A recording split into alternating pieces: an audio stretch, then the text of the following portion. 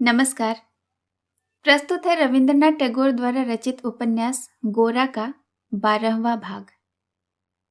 आगे बढ़ने के पहले जानते हैं कहानी अब तक। विनय का परेश बाबू के घर आना जाना और उनकी लड़कियों के विषय में बातें करना गोरा को बिल्कुल पसंद नहीं है।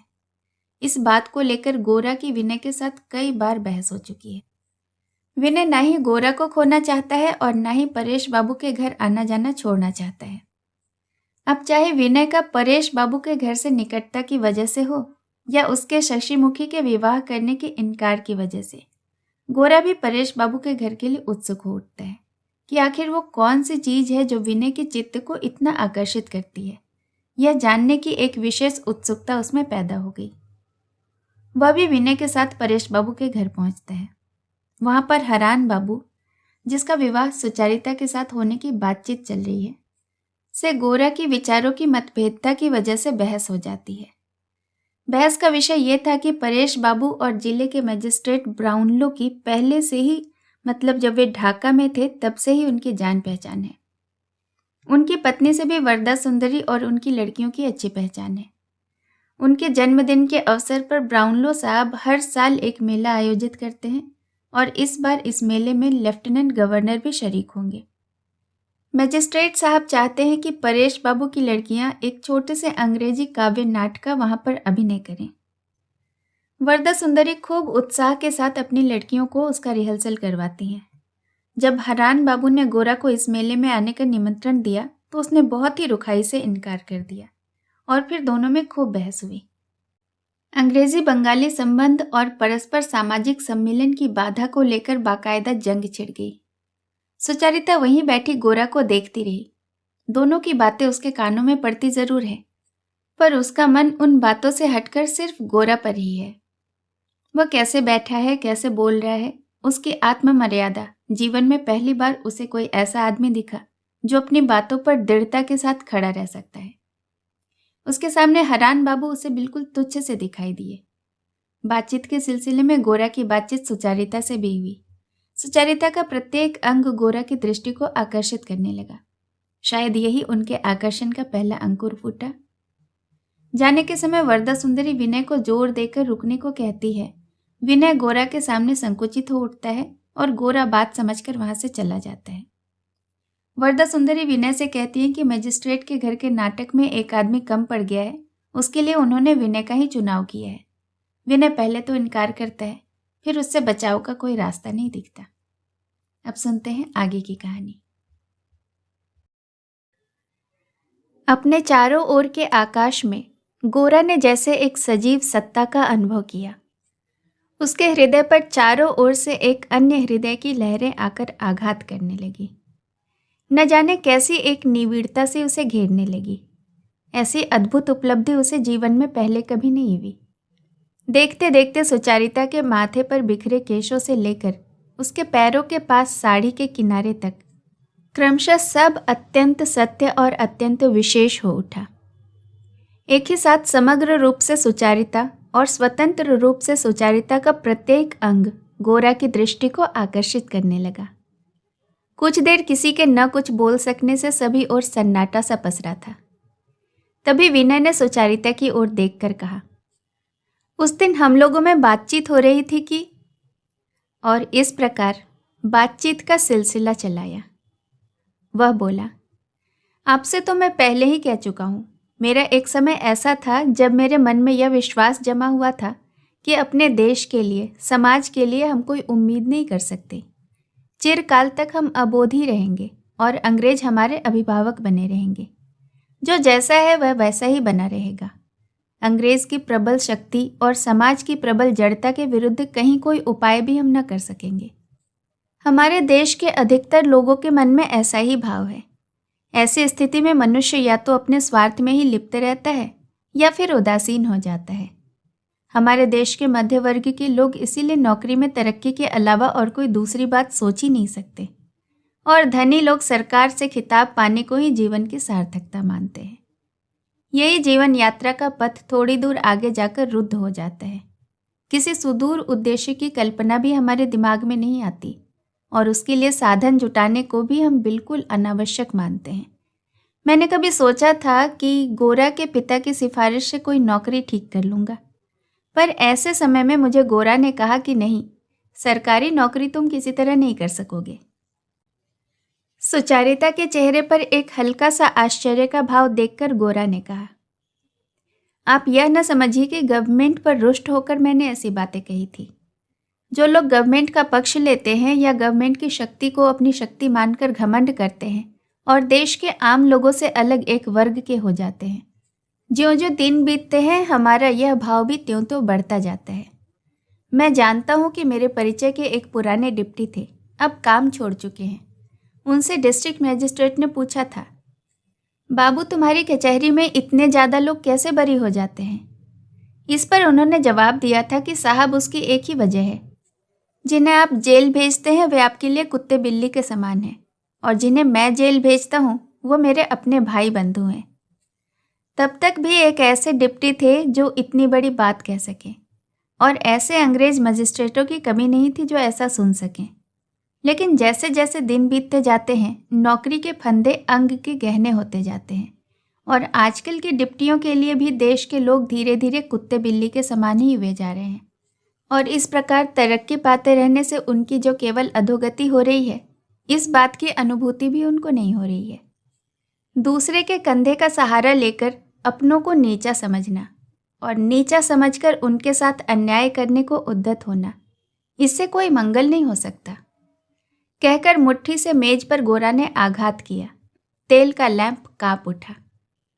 विनय ने कहा, गोरा यह मेज गवर्नमेंट का नहीं है और यह लैंप भी परेश बाबू का है।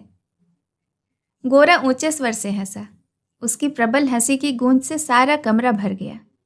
मजाक करने पर ऐसे बच्चों की तरह गोरा खुलकर हंस सकता है, इससे सुचारिता को अचंभा हुआ और मन ही मन आनंद भी हुआ। जो लोग बड़ी बड़ी बातों की चिंता करते हैं वह ऐसे ही जी खोलकर हंस भी सकते हैं, यह वह नहीं जानती थी। उस दिन गोरा ने बहुत बातें की। यद्यपि सुचारिता चुप ही रही, फिर भी उसके चेहरे का भाव कुछ ऐसी सहमति का था कि गोरा का हृदय उत्साहित हो उठा। अंत में जैसे विशेष रूप से सुचारिता को संबंधित करके ही उसने कहा, देखिए एक बात याद रखिए, अगर हमें यही गलत धारणा हो कि अंग्रेज क्योंकि इतने प्रबल हो गए हैं इसीलिए हम भी ठीक अंग्रेज हुए बिना किसी प्रकार प्रबल नहीं हो सकते, तो फिर यह असंभव कभी संभव नहीं होगा और हम लोग नकल करते करते ही घर के बाहर खदेड़ दिए जाएंगे। आप निश्चय जानिए, भारत की एक विशेष प्रकृति है, विशेष शक्ति और विशेष सच्चाई है। उसी के संपूर्ण विकास द्वारा भारत सार्थक होगा, भारत की रक्षा होगी। अंग्रेज का इतिहास पढ़कर भी यदि हमने यह नहीं सीखा तो सब कुछ गलत सीखा है। आपसे मेरी यही प्रार्थना है कि आप भारतवर्ष के भीतर आइए, उसकी सब अच्छाई बुराई के बीचों बीच उतर कर खड़ी होइए। विकृति हो तो भी भीतर से सुधार दीजिए, लेकिन उसे देखिए, समझिए, उसको जानिए, उसकी ओर मुड़िए, उसके साथ एक होइए।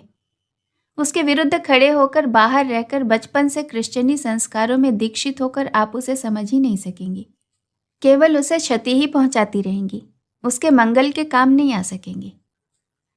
गोरा ने कहा, तो मेरी प्रार्थना, किंतु यह प्रार्थना नहीं थी, मानो आदेश था। बात में कुछ ऐसा प्रचंड बल था कि दूसरे की सम्मति की उसे उपेक्षा न थी। सिर झुकाए सुचारिता ने सब सुन लिया। विशेष रूप से गोरा ने उसी को संबोधित करके इतने प्रबल आग्रह के साथ ये सब बातें कहीं। इससे सुचारिता के मन में एक उथल पुथल मच गई। यह बेचैनी किस बात की है, यह सोचने का तब समय नहीं था। भारतवर्ष नाम की एक महान प्राचीन सत्ता है, यह बात सुचारिता ने क्षण भर के लिए भी कभी नहीं सोची थी। यह सत्ता छिपी रहकर भी अधिकार पूर्वक सुदूर अतीत से लेकर सुदूर भविष्य तक मानव जाति के विराट भाग्य जाल में एक विशेष रंग का सूत्र एक विशेष ढंग से बुनती रही है। यह सूत्र कितना सूक्ष्म और अनोखा है और कितनी दूर तक उसका कितना गहरा प्रभाव है, यह आज गोरा के प्रबल स्वर से सुचारिता के सामने मानो सहसा प्रकट हो गया। प्रत्येक भारतवासी का जीवन इतनी बड़ी एक सत्ता से घिरा हुआ और अधिकृत है, उसे चेतन से अनुभव न करने से हम लोग कितने छोटे हो जाते हैं और अपने चारों ओर की स्थिति से कैसे बेखबर होकर काम करते हैं, यह सुचारिता के सम्मुख क्षण भर में स्पष्ट हो गया। इसी आकस्मिक स्फूर्ति के आवेग में सुचारिता अपना सब संकोच त्याग कर सहज ही विनय से कह उठी, देश की बात कभी मैंने इस ढंग से उसे इतना बड़ा और सत्य मानकर सोची ही नहीं। लेकिन एक बात मैं पूछना चाहती हूँ, धर्म के साथ देश का क्या संबंध है? क्या धर्म देश से परे नहीं है? धीरे स्वर में पूछा गया सुचारिता का यह प्रश्न गोरा को बड़ा सरस लगा। सुचारिता की बड़ी बड़ी आंखों में यह प्रश्न और भी रसपूर्ण दिखाई दिया। गोरा ने कहा, देश से जो परे है, देश से जो कहीं बड़ा है, वह देश के भीतर से ही प्रकट होता है। ऐसे ही विचित्र भाव से ईश्वर अपने अनंत स्वरूप को व्यक्त करते हैं। जो कहते हैं कि सत्य एक है, इसलिए केवल एक ही धर्म हो सकता है, या धर्म का एक ही रूप सत्य हो सकता है। वे इस सत्य को तो मानते हैं कि सत्य एक है, लेकिन इस सत्य को नहीं मानना चाहते कि सत्य अंतहीन होता है। वह जो अंतहीन एक है, वह अंतहीन अनेक में अपने आप को एकाशित करता है। उसी की लीला तो सारे जगत में हम देखते हैं। इसलिए धर्म मत भी विभिन्न रूप लेकर कई दिशाओं से उसी धर्मराज की उपलब्धि कराते हैं। मैं निश्चय पूर्वक आपसे कहता हूँ, भारतवर्ष की खुली खिड़की से आप सूर्य को देख सकेंगी। इसके लिए सागर पार जाकर क्रिश्चियन गिरजाघर की खिड़की में बैठने की कोई आवश्यकता न होगी। सुचारिता ने कहा, आप यह कहना चाहते हैं कि भारतवर्ष का धर्म तंत्र हमें एक विशेष मार्ग से ईश्वर की ओर ले जाता है। यह विशेष क्या है? गोरा ने कहा, वह यह कि ब्रह्म जो निर्विशेष है वह विशेष में ही व्यक्त होता है, किंतु उसका विशेष अंतहीन है। जल भी उसका विशेष है, स्थल भी उसका विशेष है, अग्नि वायु प्राण उसके विशेष हैं, बुद्धि प्रेम सभी उसके विशेष हैं। गिनकर उसका कोई अंत नहीं पाया जा सकता। इसीलिए विज्ञान का सिर चकरा जाता है। जो निराकार है उसके आकार का अंत नहीं। जो अनंत विशेष है वही निर्विशेष है। जो अनंत रूप है वही अरूप है। दूसरे देशों में ईश्वर को कम या अधिक मात्रा में किसी एक विशेष में बांधने की कोशिश होती है।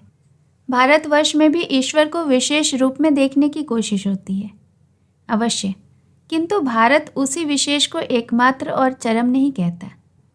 ईश्वर उस विशेष का भी अनंत प्रकार से अतिक्रमण करता रहता है। इस तथ्य को भारत में कोई और भक्त कभी अस्वीकार नहीं करते। सुचारिता ने कहा, ज्ञानी नहीं करते, लेकिन अज्ञानी? गोरा बोला, मैंने तो पहले ही कहा, सब देशों में अज्ञानी सब सत्यों को विकृत करते रहते हैं। सुचारिता ने कहा, लेकिन हमारे देश में यह विकृति क्या अधिक दूर तक नहीं पहुंच गई है? हो सकता है, किंतु उसका कारण यही है कि धर्म के स्थूल सूक्ष्म, अंतः और बाह्य, शरीर और आत्मा, भारतवर्ष इन दोनों को पूर्ण रूपेण स्वीकार करना चाहता है। इसीलिए जो लोग सूक्ष्म को ग्रहण नहीं कर पाते वे स्थूल का ही वर्ण करते हैं और अज्ञानवश उस स्थूल में अनेक विकार पैदा करते रहते हैं। लेकिन जो रूप में भी है और अरूप में भी सत्य है, स्थूल में भी और सूक्ष्म में भी सत्य है, ध्यान में भी और प्रत्यक्ष में भी सत्य है, उन्हें शरीर मन कर्म सभी को प्राप्त करने का जो आश्चर्यजनक और विशाल प्रयत्न भारत कर रहा है, मूर्खों की तरह उसकी अवज्ञा करके 18वीं शताब्दी के यूरोप के नास्तिकता और आस्तिकता मिश्रित एक संकीर्ण नीरस अंगहीन धर्म को हम मात्र धर्म मानकर ग्रहण कर लें, यह कैसे संभव हो सकता है?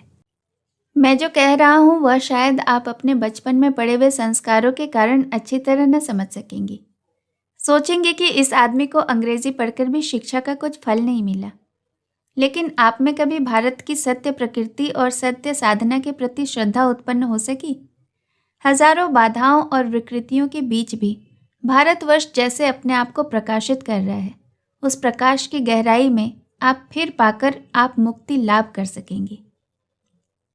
बहुत देर तक सुचारिता को चुप बैठे देख गोरा ने कहा, मुझे आप एक कट्टर व्यक्ति न समझ लीजिएगा। कट्टर लोग, जो लोग विशेषकर नए ढंग से कट्टर हो गए हैं, वे जिस ढंग से हिंदू धर्म के बारे में बातें करते हैं, मेरी बात को उस ढंग से न लीजिएगा। भारतवर्ष की अनेक प्रकार की छवि और विचित्र चेष्टाओं के बीच में एक गहरा और बृहत ऐक्य देख पा रहा हूँ। उसी ऐक्य के आनंद से मैं पागल हूँ। उसी ऐक्य के आनंद से भारतवर्ष में जो सबसे मूढ़ है, उनके साथ हिल मिल कर धूप में भी बैठने में मुझे थोड़ा भी संकोच नहीं होता। भारतवर्ष के इस संदेश को कोई समझते हैं, कोई नहीं समझते। मैं अपने देश के सब लोगों के साथ एक हूँ, वे भी मेरे अपने हैं। गोरा की ये जोरदार बातें जैसे कमरे की दीवारों से, मेज से, सभी सामान से प्रतिध्वनित होकर आने लगी। ये सब बातें सुचारिता के पूर्ण स्पष्ट समझने की नहीं थी, किंतु अनुभूति का पहला सूक्ष्म संचार भी बड़ा प्रबल होता है। जीवन किसी चार दीवारी या गुट की सीमा में बंधा नहीं है। यह उपलब्धि सुचारिता के मन में कसकने लगी। सीढ़ी के पास से सहसा लड़कियों की ऊंची हंसी के साथ पैरों की तेज चाप सुनाई दी। वरदा सुंदरी तथा लड़कियों को लेकर परेश बाबू लौट आए थे। सुधीर सीढ़ियां चढ़ते समय कुछ दंगा कर रहा था, यही उनकी हंसी का कारण था।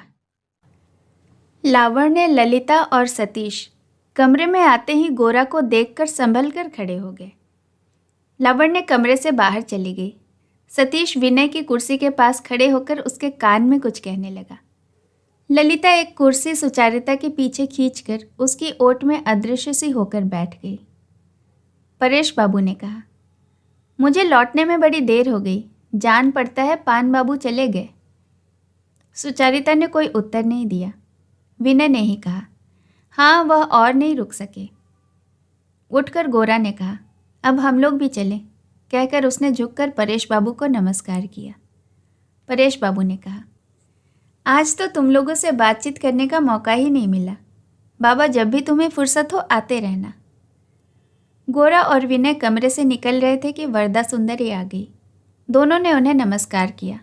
उन्होंने कहा, अब आप लोग जा रहे हैं क्या? गोरा ने कहा, हाँ। विनय से वरदा सुंदरी ने कहा, लेकिन विनय बाबू, अभी आप नहीं जा सकते, आपको भोजन करके ही जाना होगा, आज कुछ काम की बात करनी है। सतीश ने उछलकर विनय का हाथ पकड़ लिया और कहा, हाँ माँ, विनय बाबू को जाने मत देना, आज वह मेरे पास ही रहेंगे। विनय कुछ सकुचा रहा है और कोई उत्तर नहीं दे पा रहा है। यह देखकर वरदा सुंदरी ने गोरा से कहा, विनय बाबू को क्या आप अपने साथ ही ले जाना चाहते हैं? उनकी क्या अभी ज़रूरत है? गोरा ने कहा, नहीं, बिल्कुल नहीं। विनय, तुम रह जाओ ना, मैं जाता हूँ। कहता हुआ गोरा जल्दी से उतर गया। जैसे ही विनय के रुक जाने के बारे में वरदा सुंदरी ने गोरा से अनुमति मांगी, वैसे ही ललिता की ओर देखे बिना विनय न रह सका। ललिता ने दबे होठों से मुस्कुराकर मुंह फेर लिया। ललिता के इस छोटे से विहंसते व्यंग्य के साथ विनय झगड़ा नहीं कर सकता, पर उसे यह कांटे सा चुभता है। कमरे में आकर विनय के बैठते ही ललिता ने कहा, विनय बाबू, आज तो आपका भाग जाना ही ठीक रहता। विनय ने कहा, क्यों? माँ ने आपको मुश्किल में डालने की सोची है। मैजिस्ट्रेट के मेले में जो अभियान होगा उसके लिए एक आदमी कम पड़ रहा है। माँ ने आपका ही चुनाव किया है। घबराकर विनय ने कहा, मारे गए, मुझसे तो यह काम नहीं होगा। हंसकर ललिता ने कहा, यह तो मैंने पहले ही माँ से कह दिया। वैसे भी इस अभिनय में आपके दोस्त आपको कभी भाग लेने नहीं देंगे। चोट खाकर विनय ने कहा, दोस्त की बात छोड़िए, मैंने 7 जन्म में कभी अभिनय नहीं किया, मुझे क्यों चुना? ललिता ने कहा, और हम लोग तो मानो जन्म जन्मांतर से अभिनय करती आ रही हैं ना। इसी समय कमरे में वरदा सुंदरी बैठ गई। ललिता ने कहा, माँ, अभिनय के लिए तुम विनय बाबू से यूं ही कह रही हो? पहले उनके दोस्त को तो राजी कर सको, तभी तो। कातर होकर विनय ने कहा, दोस्त के राजी होने की कोई बात नहीं है, अभिनय यूं तो नहीं हो जाता, मुझे तो आता ही नहीं। वरदा सुंदरी ने कहा, उसकी चिंता आप न करें, हम आपको सब सिखा पढ़ाकर तैयार कर देंगी। छोटी छोटी लड़कियां कर सकेंगी और आप नहीं कर सकेंगे। विनय के बचाव का कोई रास्ता ही नहीं रहा। अपनी स्वाभाविक तेज चाल छोड़कर गोरा अन्यमनस्क सा होकर धीरे धीरे घर की ओर जा रहा था। घर का सीधा रास्ता छोड़कर उसने बहुत घूमकर गंगा के किनारे का रास्ता पकड़ा। उस समय कलकत्ता की गंगा और उसका किनारा वणिक सभ्यता की लाभ लोलुप कुरूपता से जल थल पर आक्रांत नहीं हुआ था। किनारे पर रेल की पट्टी और पानी पर पुल की बेड़ियां नहीं पड़ी थी। उन दिनों जाड़े की संध्या में शहर के निश्वासों की कालिख आकाश पर इतनी सघन नहीं छाती थी। सुदूर हिमालय की निर्जन चोटियों से नदी तब कलकत्ता की धूल लिपटी व्यस्तता के बीच शांति की वार्ता लिए हुए उतरती थी। गोरा के मन को आकृष्ट करने का प्रकृति को भी कभी अवसर नहीं मिला था। उसके अपने कामकाज के वेग से ही उसका मन बार बार तरंगित रहता था। जो जल थल आकाश मुक्त रूप से उसके कामकाज का क्षेत्र बने हुए थे, उन्हें जैसे कभी उसने लक्ष्य ही नहीं किया। किंतु आज नदी के ऊपर का वही आकाश नक्षत्रों से खंजित अपने अंधकार के द्वारा बार बार गोरा के हृदय को मौन भाव से छूने लगा। नदी शांत थी। कलकत्ता के घाटों पर कुछ नौकाओं में रोशनी हो रही थी और कुछ पर प्रकाशहीन सन्नाटा था। दूसरी तरफ पेड़ के झुरमुटों पर घनी कालीमा छाई हुई थी। उसके ऊपर अंधकार के अंतर्यामी सा बृहस्पति अपनी तिमिर भेदी अपलक दृष्टि लिए चमक रहा था। आज इस विशाल निस्तब्ध प्रकृति ने जैसे गोरा के तन मन को पुलकित कर दिया। आकाश का विराट अंधकार गोरा के हृदय की गति पर मानो ताल देने लगा। इतने दिनों से प्रकृति धीरज धर स्थिर बैठी थी। आज गोरा के अंतस का कोई द्वार खुला पाकर उसने इस असावधानी में क्षण भर में दुर्ग को विजित कर लिया। अब तक अपनी विद्या बुद्धि चिंता और कर्म के बीच गोरा बिल्कुल स्वतंत्र था। आज से ऐसा क्या हुआ? न जाने कहाँ आज उसने प्रकृति को स्वीकार किया और उसके स्वीकार करते ही इस गहरे काले जल, निविड़ काले तल और इस उदार काले आकाश ने उसे वरण कर लिया। आज न जाने गोरा कैसे प्रकृति की पकड़ में आ गया। रास्ते के किनारे पर व्यापारिक दफ्तर के बगीचे की किसी विलायती लता से किसी अनजाने फूल की मोहक कोमल गंध गोरा के व्याकुल हृदय को सहलाने लगी। नदी ने उसे भीड़ भरे कर्मक्षेत्र के किसी अनिर्दिष्ट सुदूर की ओर से इंगित कर दिया, जहां निर्जन जल के किनारे पेड़ों की गुम्फित डालों में न जाने कौन से फूल खिलते हैं, कौन सी छायाएं फैलती हैं। चारों तरफ से माधुर्य की लहरें आकर गोरा को जिस तरह एक अतल अनादि शक्ति के आकर्षण में समेट रही थी, उसका कोई ज्ञान गोरा को इसके पहले नहीं था। वह एक साथ ही वेदना और आनंद से उसके समूचे मन को एक स्थान से दूसरे स्थान की ओर ले जाने लगी। आज इस हेमंती रात में नदी के किनारे नगर के कोलाहल से दूर और नक्षत्रों के स्फुट प्रकाश में गोरा किसी विश्वव्यापिनी अवगुंडित मायाविनी के सम्मुख आत्मविस्मृत सा खड़ा हुआ था। वह बार बार अपने आप से पूछने लगा कि उसके जीवन में यह किस नई चीज का आविर्भाव हो रहा है और इसका प्रयोजन क्या है। जिस प्रण के द्वारा उसने अपने जीवन को एक सिरे से दूसरे सिरे तक व्यवस्थित कर रखा था, उसके बीच इसका स्थान कहाँ है? यह क्या उसके विरुद्ध है? इसे क्या संघर्ष करके परास्त करना होगा? यह सोचकर जैसे ही गोरा ने मुट्ठियां कसकर बांधी, वैसे ही बुद्धि से उज्जवल, नम्रता से कोमल, मन को स्निग्ध करने वाली आंखों की जिज्ञासु दृष्टि उसके मुख के सम्मुख आ गई। किसी अनिद्य सुंदर हाथ की अंगुलियों के स्पर्श सौभाग्य का अनचखा अमृत उसके ध्यान के सामने लाकर रखा। गोरा के सारे शरीर में बिजली सी कौंध गई। अंधकार के सूनेपन में यह सरस अनुभूति उसके सभी संदेहों को, उसकी दुविधा को बिल्कुल निरस्त कर गई। अपने पूरे तन मन से वह इस अनुभूति का उपभोग करने लगा। इसे छोड़कर उठ जाने की उसकी इच्छा ही नहीं हुई। जब बहुत रात गए वह घर लौटा, तब आनंदमयी ने पूछा, इतनी रात कर दी बेटा, खाना तो ठंडा हो गया है। गोरा ने कहा, क्या जाने माँ, आज मुझे क्या सूझा कि गंगा के किनारे बहुत देर तक घाट पर बैठा रहा। आनंदमयी ने पूछा, क्या विनय साथ था? गोरा ने कहा, नहीं, मैं अकेला ही था। मन ही मन आनंदमयी को कुछ अचरज हुआ।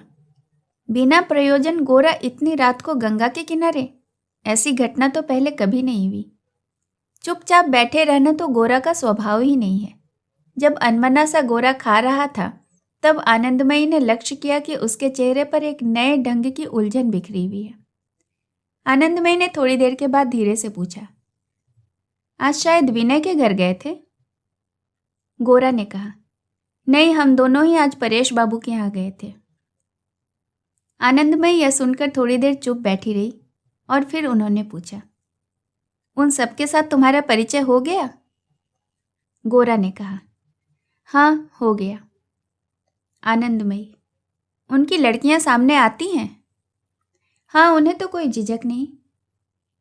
और किसी समय गोरा के ऐसे उत्तर के साथ थोड़ी उत्तेजना भी प्रकट होती थी, किंतु आज उसके कोई लक्षण न देखकर आनंदमयी चुपचाप सोचने लगी। अगले दिन गोरा सवेरे उठकर अन्य दिनों की भांति फौरन मुंह हाथ धोकर दैनिक कामों के लिए तैयार होने नहीं गया। अन्य मनस्क सा सोने के कमरे में पूरब की ओर का दरवाजा खोलकर कुछ देर खड़ा रहा। पूरब की ओर उनके घर की गली एक बड़ी सड़क में जा मिलती है। उस सड़क के पूरब की ओर एक स्कूल है। उस स्कूल से लगे मैदान में एक पुराने जामुन के पेड़ के ऊपर हल्का कुहासा तैर रहा था और उसकी आड़ में सूर्योदय की अरुण रेखा धुंधली सी दिखाई पड़ रही थी। बहुत देर तक उधर गोरा के चुपचाप देखते देखते वह हल्का सा कुहासा लुप्त हो गया और खिली धूप पेड़ों की डालों के भीतर से अनगिनत चमचमाती संगीनों की तरफ पार हो गई और देखते देखते कलकत्ता की सड़कें लोगों से और कोलाहल से भर उठी। इसी समय गली के मोड़ पर अविनाश के साथ कुछ और विद्यार्थी को अपने घर की ओर आते देख गोरा ने अपने इस स्वप्न के जाल को जोर से झटक कर तोड़ दिया। अपने मन को स्थिर करके उसने कहा, नहीं, यह सब कुछ नहीं है, ऐसा नहीं चलेगा। ऐसा कहते हुए वह शीघ्रता से सोने के कमरे से निकल गया। गोरा के गुट के लोग उसके घर आए और उनके आने से पहले गोरा तैयार न हो गया हो, ऐसी घटना इससे पहले कभी न घटी। इस जरा सी भूल ने ही गोरा को बहुत गहरे से धिक्कारा। मन ही मन उसने निर्णय किया कि फिर वह परेश बाबू के घर नहीं जाएगा और ऐसी कोशिश करेगा कि विनय से भी कुछ दिन तक मिलना न हो और इन बातों की चर्चा बंद रहे। उस दिन नीचे जाकर सलाह करके सबकी सम्मति से यही तय हुआ कि गुट के 2-3 आदमियों को साथ लेकर गोरा पैदल ग्रांड ट्रंक रोड की यात्रा करने निकलेगा और साथ में पैसा रुपया कुछ नहीं लेगा। रास्ते में गृहस्थों का आतिथ्य स्वीकार किया जाएगा। इस अद्भुत संकल्प को साधकर गोरा कुछ अतिरिक्त ही उत्साहित हो उठा। इस तरह खुली सड़क पर सारे बंधन काट कर चलने का एक अनोखा आनंद उस पर छा गया। उसे लगा कि हृदय भीतर ही भीतर जिस जाल में फंस गया था, उससे छुटकारे की इस कल्पना से वह टूट गया है। यह सब भावावेश सिर्फ माया है और कर्म ही सत्य है। यह बात बड़े जोर से अपने मन में दोहराकर और प्रतिध्वनित करके यात्रा की तैयारी करने के लिए गोरा घर की निचली मंजिल के बैठक वाले कमरे में से यूं लगभग दौड़ता हुआ बाहर निकला, जैसे लड़के स्कूल की छुट्टी होने पर निकलते हैं। उस समय कृष्णदयाल गंगा स्नान करके लौटे। लोटे में गंगा जल लिए, नामावली ओढ़े, मन ही मन मंत्र जाप करते घर लौट रहे थे। एकाएक गोरा उनसे टकरा गया। लज्जित होकर जल्दी ही उसने उनके पैर छूकर प्रणाम किया। वह रहने दो कहकर सकपकाए हुए से अंदर चले गए। पूजा पर बैठने से पहले गोरा का स्पर्श हो जाने से उनके गंगा स्नान का फल तो नष्ट हो गया था।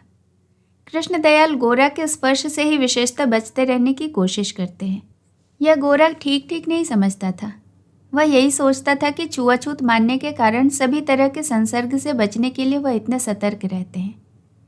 आनंदमयी को तो वह मल्लेच्छ कहकर दूर ही रखते थे।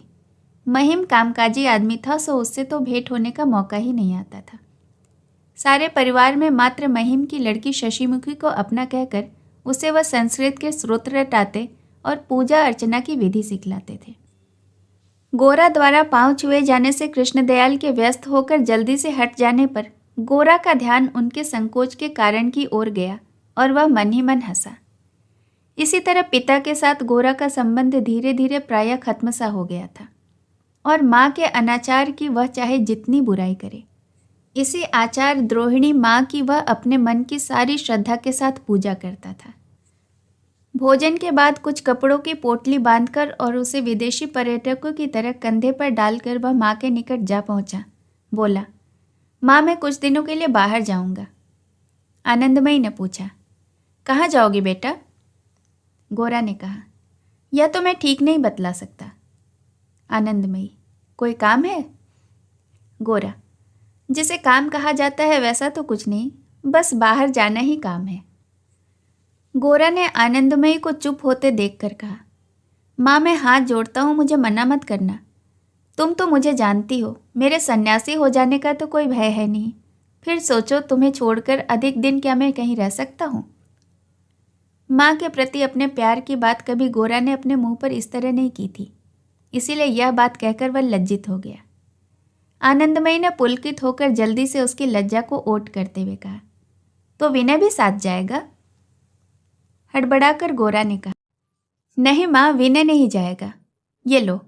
अब माँ ने यह सोचना शुरू कर दिया कि विनय ने गया तो सफर में गोरा की देखभाल कौन करेगा। विनय को मेरा रखवाला समझती हो, यह तो तुम्हारी बुरी आदत है माँ। इस बार मेरे भले चंगे लौट आने पर से वह तुम्हारा भ्रम दूर हो जाएगा। आनंदमयी ने पूछा, बीच बीच में खबर तो मिलती रहेगी ना? गोरा ने कहा, तुम यही समझ लो कि खबर नहीं मिलेगी, फिर भी अगर मिल जाए तो तुम्हें अच्छा लगेगा। घबराने की कोई बात नहीं, तुम्हारे गोरा को कोई नहीं ले जाएगा।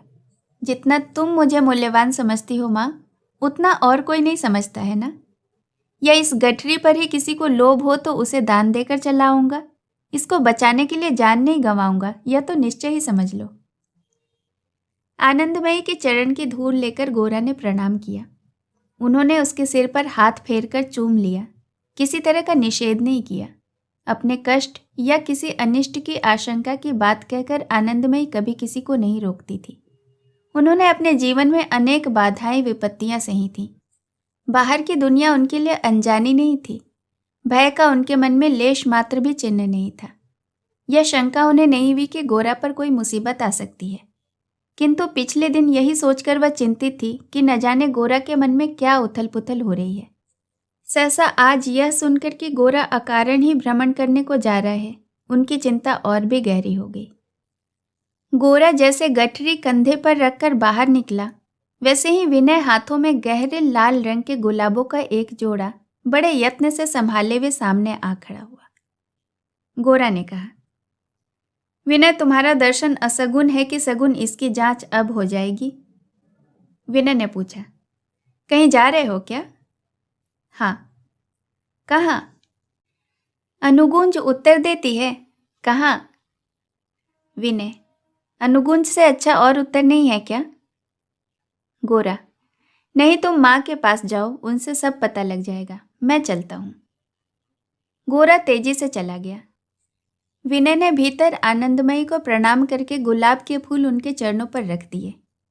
फूल उठाते हुए आनंदमयी ने पूछा, ये कहाँ से मिल गए विनय? विनय ने प्रश्न का सीधा उत्तर न देकर कहा, अच्छी चीज मिलने पर पहले उसे माँ के चरणों में चढ़ाने का मन होता है।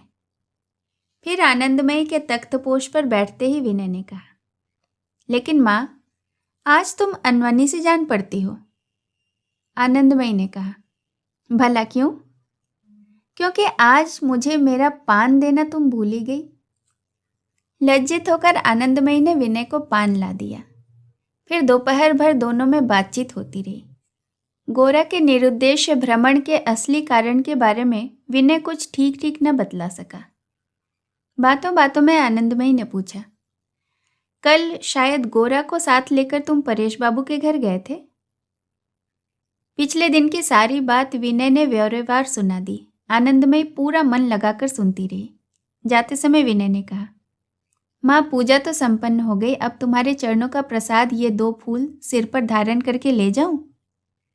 हंसकर आनंदमयी ने दोनों गुलाब विनय के हाथ में दे दिया और मन ही मन सोचा, केवल सौंदर्य के लिए इन गुलाबों को इतना सम्मान मिल रहा हो सो बात नहीं, अवश्य ही इनमें वनस्पति तत्व से परे किसी गूढ़ तत्व की भी बात है। तीसरे पहर विनय के चले जाने पर वह बहुत देर तक सोचती रही और भगवान को पुकार कर बार बार प्रार्थना करती रही कि गोरा को कोई कष्ट न हो और विनय से उसके मनमुटाव की कोई घटना न घटित हो। गुलाब के फूलों का यहाँ थोड़ा सा इतिहास बता दें। क्या है इन गुलाब के फूलों का रहस्य, जानते हैं अगले भाग में, बहुत ही जल्द। मेरे साथ बने रहिए। धन्यवाद।